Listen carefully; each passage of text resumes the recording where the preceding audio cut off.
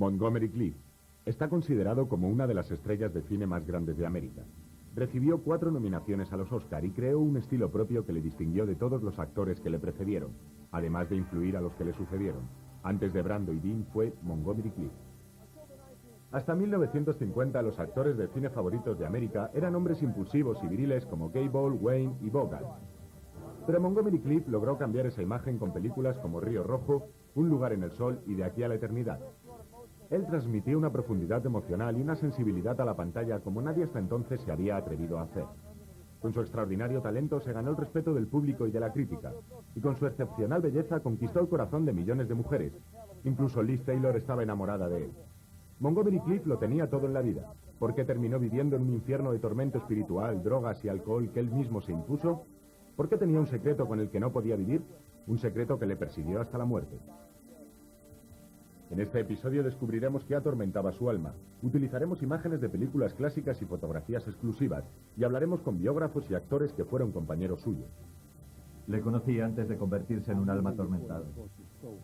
Con sus amigos. Entré en la casa para ver qué pasaba y oí llorar a Montgomery Clift.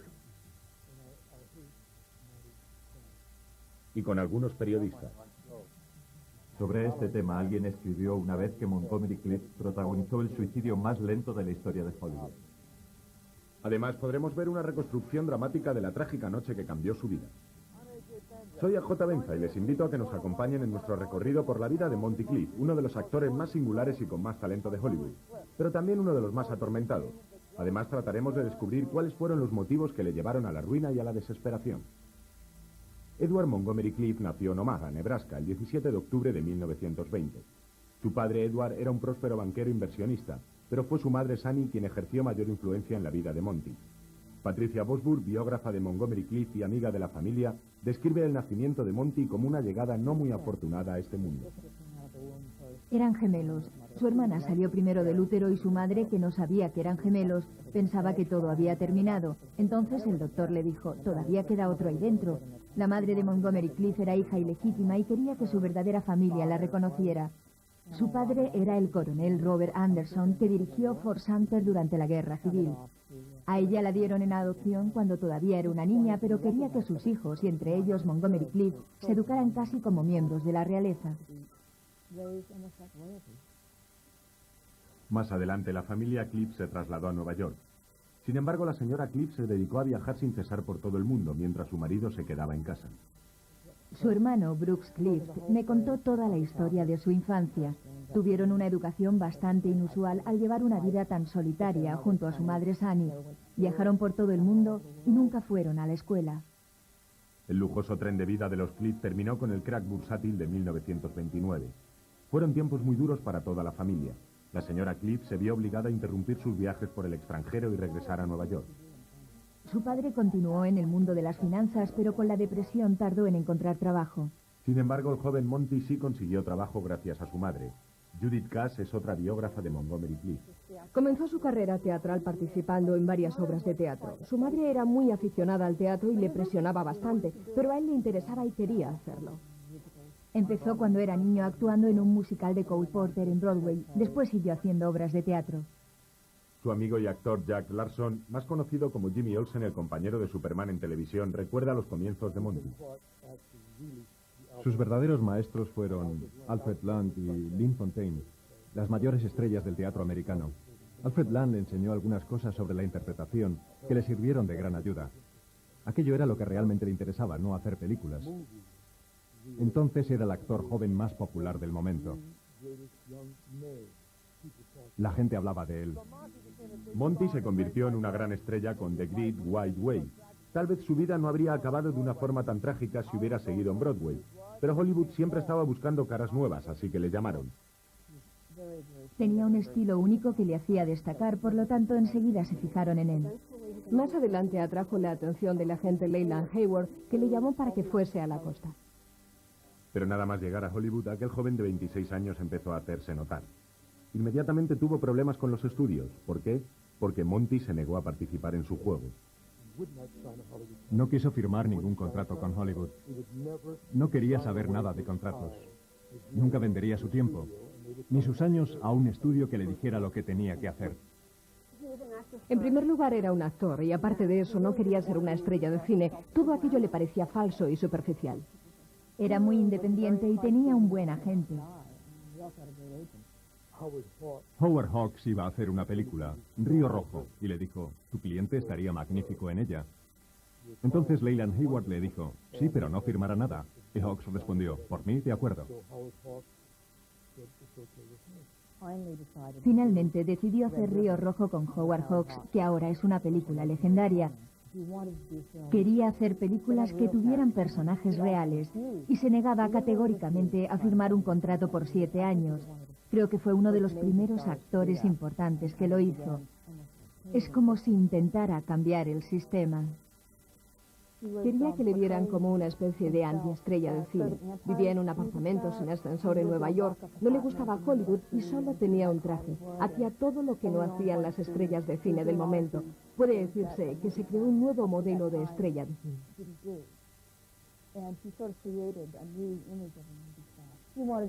Quería controlar su carrera y lo hizo, por lo menos hasta ese momento. Puede que tuviese su carrera controlada, pero la vida de Monty Clift estaba a punto de descontrolarse de una forma considerable. Why not? Sure, reconstruct the kid's life for a change instead of a bridge. Not a bad idea. Sentimental sucker, the first kid that comes along and looks at you with his big blue eyes. All right. I'm a sucker. En 1950, a los 30 años, Montgomery Clift estaba a punto de convertirse en una de las estrellas de cine favoritas de América. Todos querían trabajar con él, pero fue en la Warner donde rodó el clásico de Hitchcock, Yo confieso. Al mismo tiempo, Monty estaba librando una lucha interna que iba deteriorando poco a poco su carrera y su salud mental. A pesar de su tortura interior, Clift empezaba a instaurar un nuevo estilo de interpretación que redefinía el concepto tradicional del galán hollywoodiense. Era el máximo exponente del nuevo héroe alienado de las películas de los años 50 y 60. Junto con Brando y Dean formaban una especie de triunvirato. Clift fue el primero, después llegaron Brando y Dean. Una vez me dijo, ¿seguiré cuerdo después de preparar De aquí a la eternidad? Analizaba todas las frases. Era fascinante. Recuerdo una frase en concreto que era crucial en la película y que explicaba por qué Prewitt no iba a luchar. El guión decía, él le golpeó y lo dejó ciego. Monty no le encontraba sentido a la frase y se preguntaba, ¿cómo voy a decir que le golpeé y le dejé ciego y que no voy a luchar porque es ciego? ¿Qué sentido tiene eso? Él pensaba, y creo que lo llevaba a la práctica, que la interpretación era algo que salía de dentro, de las mismas entrañas. Se pasó horas pensando en cómo iba a decir aquella frase. Finalmente vino y cambió mi guión. Dijo, le golpeé y nunca más pudo ver. Y después se levantó. Al final eso es lo que dijo en la película.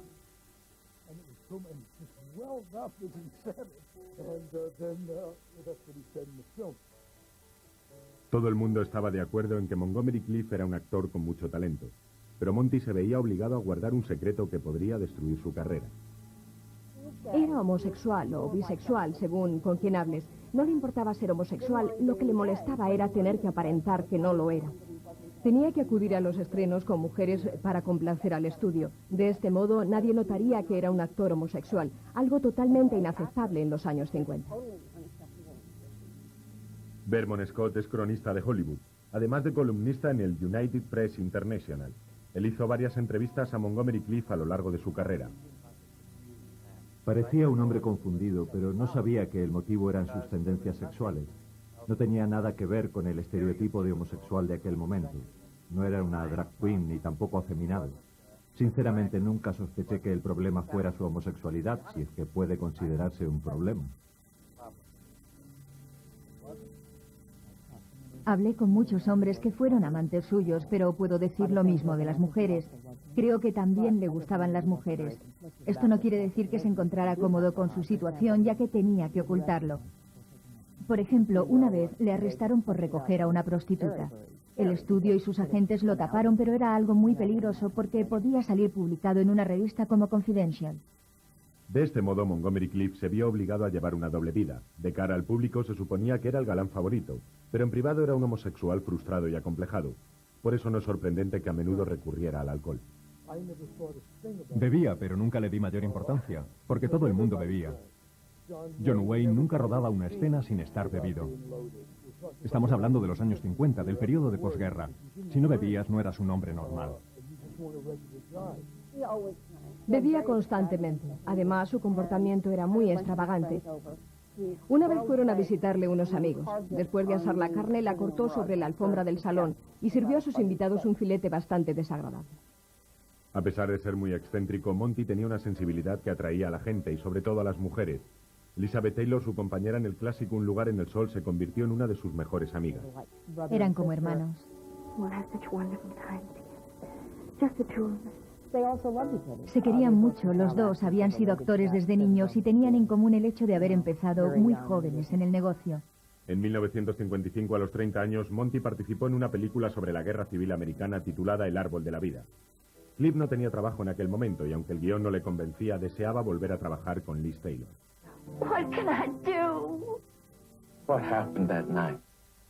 Pero cuando Monty llegó a Los Ángeles, sus amigos notaron que algo no iba bien. Parecía que se había aficionado a la bebida. Cuando volvió de rodar El árbol de la vida, hacía un mes que no le veía. No había duda de que había bebido mucho y que tenía un aspecto bastante desaliñado. Montgomery Clift estaba rodando El árbol de la vida cuando su ya tormentosa vida dio un giro desastroso. El 12 de mayo de 1956 marcó el principio del fin para uno de los galanes favoritos de América, Montgomery Clift. Fue una noche que cambió su vida para siempre y sumió al actor de 36 años en un torbellino de drogas y alcohol. Soy A.J. Benza y esto es Misterios y Escándalos. La trágica noche comenzó de una forma bastante inocente, con una cena en las colinas de Hollywood. Había ido a una fiesta a casa de Elizabeth Taylor. Allí estaba Kevin McCarthy, que era amigo suyo desde hacía muchos años. Cualquiera de los que estuvieron allí aquella noche puede decir que no estaba borracho. Bebió solo un jerez, pero estaba cansado. Elizabeth Taylor vivía en lo alto de la colina. El camino era muy peligroso y Monty no era un buen conductor. En alguna ocasión se había quedado dormido conduciendo, por eso quería que Kevin bajase con él la colina. No sé lo que hizo, pero se salió de la carretera. Y se estrelló de frente contra un árbol enorme. Los cristales que saltaron le dejaron lleno de cortes. Toda la parte delantera del coche se le echó encima. Y el coche quedó reducido a una horrible masa informe. Monty quedó aplastado contra el volante, sangrando e inconsciente, y Kevin volvió a la casa a buscar a Elizabeth. Su cara estaba totalmente desfigurada. Tenía la nariz rota y los pómulos hundidos. Perdió algunos dientes y la mandíbula se le partió por ambos lados. Elizabeth Taylor bajó corriendo por la colina y vio que Montgomery Clift se estaba ahogando. Pensó que era por la sangre. Se las arregló para llegar hasta el salpicadero y sacarle. Eran los dientes lo que le estaban ahogando. Le salvó la vida al sacarle 2 dientes de la garganta. Me llamaron de mi oficina en mitad de la noche. Vete allí y cubre la noticia. Elizabeth estaba histérica y no quiso hablar con nadie.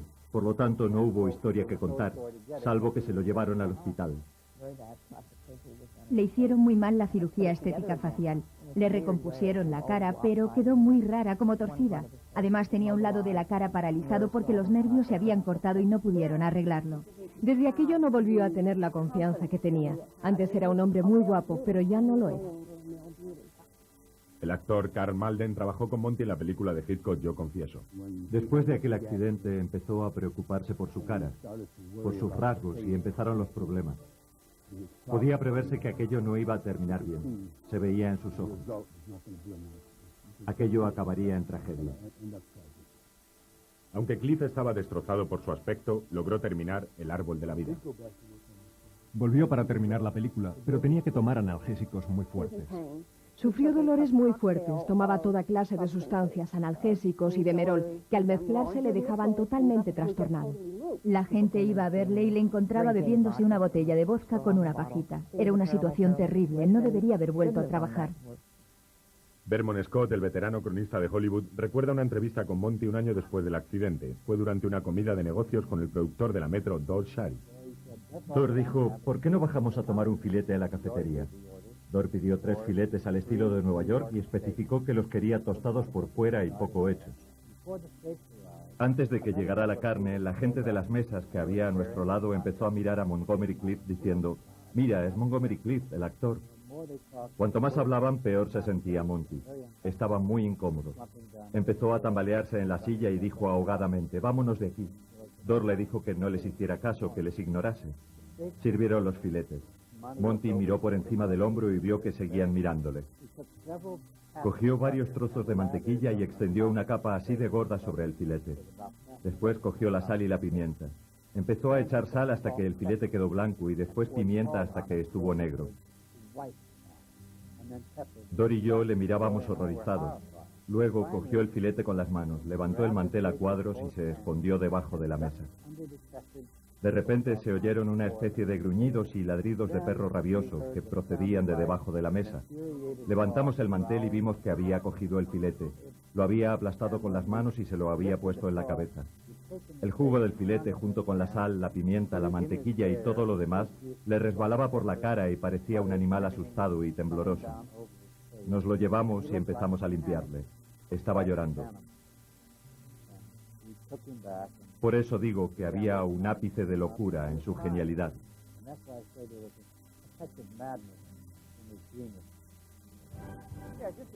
Está claro que no estaba en sus cabales. Después Montgomery Clift volvió a Nueva York en busca de refugio, pero ¿conseguiría allí escapar del tormento que le estaba consumiendo? Después del accidente que desfiguró su cara en 1956, la carrera de la estrella de cine Montgomery Clift entró en decadencia e inició un lento declive. Consiguió hacer algunas películas más, entre las que se encuentra el clásico Vencedores o Vencidos, por la que obtuvo 4 nominaciones a los Oscars. Pero la vida de Monty no volvió a ser la misma. Su gran amigo, el actor Jack Larson, recuerda el episodio del encuentro entre Monty y otra leyenda del cine. Marlon Brando fue a hablar con él para decirle: tienes que cuidarte más, porque tú y yo somos rivales. Siempre estamos enfrentados. Yo tengo celos de ti y siempre espero que fracases. Pero eres tan genial que siempre pienso: ¿cuándo seré yo igual de bueno? Y añadió: Monty, tienes que cuidarte más. Por desgracia, los consejos de Marlon Brando cayeron en saco roto. Fue precisamente en Brownstown, Nueva York, un 23 de julio de 1966, cuando la atormentada vida de Monty Clift llegó a su fin, a los 45 años de edad.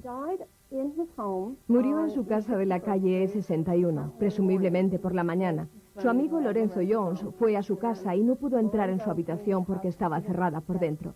Dio la vuelta, subió por la escalera del patio trasero y descubrió a Monty muerto en su cama.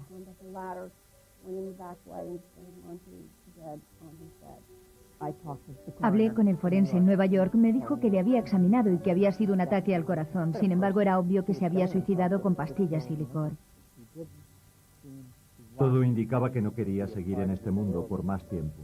Era como hablar con un hombre que sabía que iba a morir. Y era cierto, pero nosotros no lo sabíamos. A pesar de que tuvo una vida llena de tragedias y de infelicidad, Montgomery Clift nos dejó como legado sus brillantes e inolvidables interpretaciones. Le recuerdo como una persona carismática, encantadora, divertida y absolutamente maravillosa, tanto que apenas podía mirarle a la cara. Era una estrella que brillaba con luz propia. Tenía un brillo especial como Greta Garbo. Había una luz en su interior que no he vuelto a ver en nadie más. Creo que todo el mundo admiraba su sensibilidad. I can't lie to you, it isn't paradise. I'm not a rich man. I mean, we have to pump our own water from the well, and every time it thunders, the electricity goes off. But I like candlelight. Era el símbolo de la sensibilidad. En los 50, eso era algo que los hombres no podían mostrar ni sentir.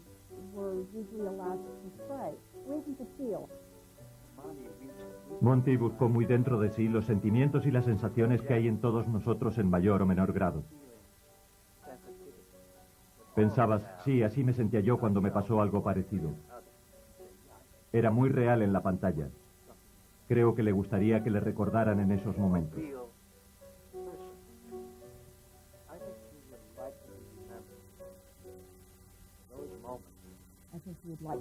Creo que le gustaría ser recordado como un gran actor, y nada más. Sí, fue un actor magnífico, pero también le gustase o no una estrella de cine. Y aquí en Hollywood, una ciudad que nunca le gustó demasiado, Montgomery Clift será siempre recordado como uno de los grandes, y también como una de tantas muertes. Aquí se cierra otro capítulo triste en este largo paseo de la fama de Hollywood. Con ustedes, A.J. Benza. Nos veremos en el próximo programa de Misterios y Escándalos.